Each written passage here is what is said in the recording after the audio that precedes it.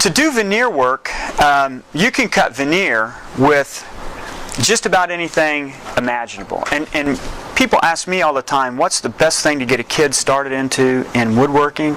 A lathe. The lathe is a great tool to get somebody started on. I think a better way to get a kid involved with veneer or with woodworking is to get him involved with working with veneer. Because see, veneer can be cut with scissors. So if you've got a child and you're wanting to teach them how to do something, you could have them just take a pair of scissors and they could cut out shapes all day long. And you could take a Xerox copy of a duck, and with one part of the wood you could have them cut out the bill, another color wood you could cut out the feathers, another part you could cut out the body and then the feet, and then they could come back and put them all together just like a jigsaw puzzle, and there is their duck. So then they can take it and press it and make a wall hanging or something like that. It's really, really easy to cut. You can cut it with scissors. You can cut it with paper shears. You know the big old knife things that you could come down and you could cut with? Man, that cuts veneer perfectly. You can certainly cut it with things like Stanley utility knives. It cuts real well with that. You can cut it with X-Acto knives, which is my tool of choice. You could cut it with chisels.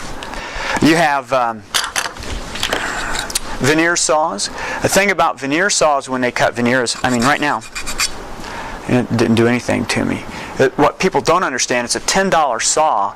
They do not come pre-sharpened. So right now, if you were to look at the teeth on this, they're blunt across the top. They're flat. And they're not going to cut unless they're more of a knifed edge. So in order to sharpen one of these, you'd have to unscrew it from here, take a file and file half of it away, so instead of being blunt across the top now where the teeth are, we turn one side into more like a knife edge.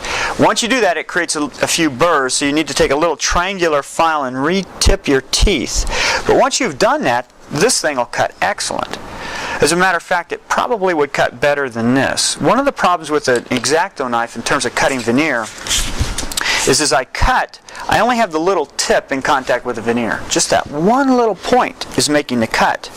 And that one little tip is usually influenced by whatever the grain pattern does.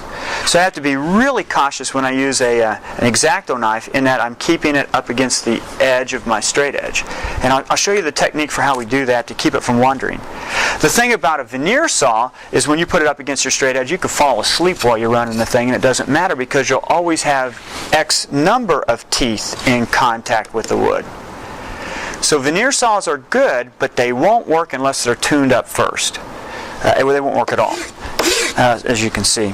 For me, whenever I do veneer work, I always work on one of these self-healing mats. I mean, you wouldn't want to try to cut on your workbench. It's not a very solid surface, and besides that, you cut into it too much. The X-Acto knife, the Stanley utility knife, the chisel won't damage this at all. But when you go to the sawing action of this, it will damage a cutting mat. So you're going to have to work off of a piece of MDF or something like that if you use this. They also have, for cutting veneer, a couple of other tools. Keeping with the knife idea, you can buy a veneer slitter. Such as this. This works off of just a plain old everyday razor blade, just the kind that Grandpa used to have. Okay, and it's got a couple of little holes in it, and those holes fit into, this is the left-hand side, but you can see those two little brown spots there. It's got a screwed-on plate. So you put the razor blade on, and you can put the plate over the top, and this one does have a blade in it. And now I could go up against my straight edge and again knife cut the veneer. The knife is at a skewed angle, so you can make one pass, so you get more knife in the cut as to just a little tip. It is right and left-handed, so I could move this over to the other side if I'm left-handed. But this is an expensive little tool, probably somewhere in the neighborhood of 60 to 75 bucks.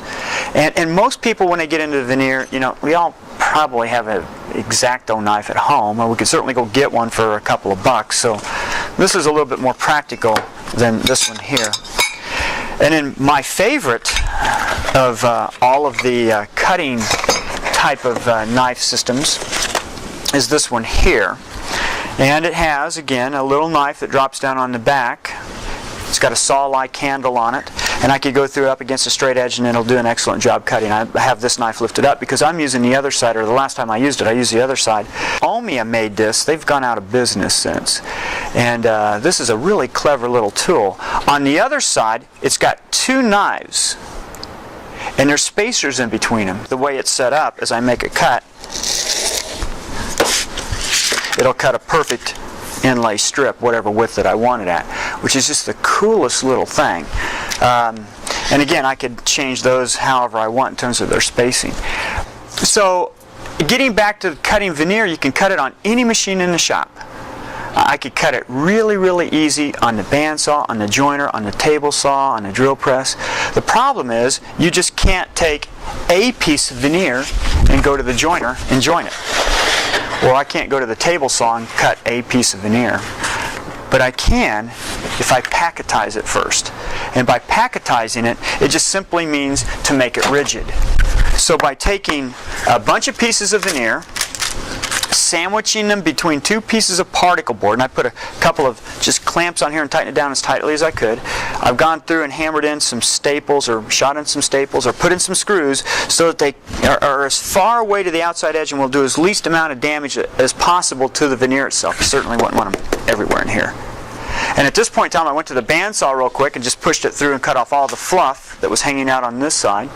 And I went back and went to the joiner and jointed it. And now I could go to the table saw and cut strips. I could drill holes in it if I wanted to. I could go to the bandsaw and cut irregular shapes out. So you can cut veneer, but you've got to packetize it first or make it rigid before you do.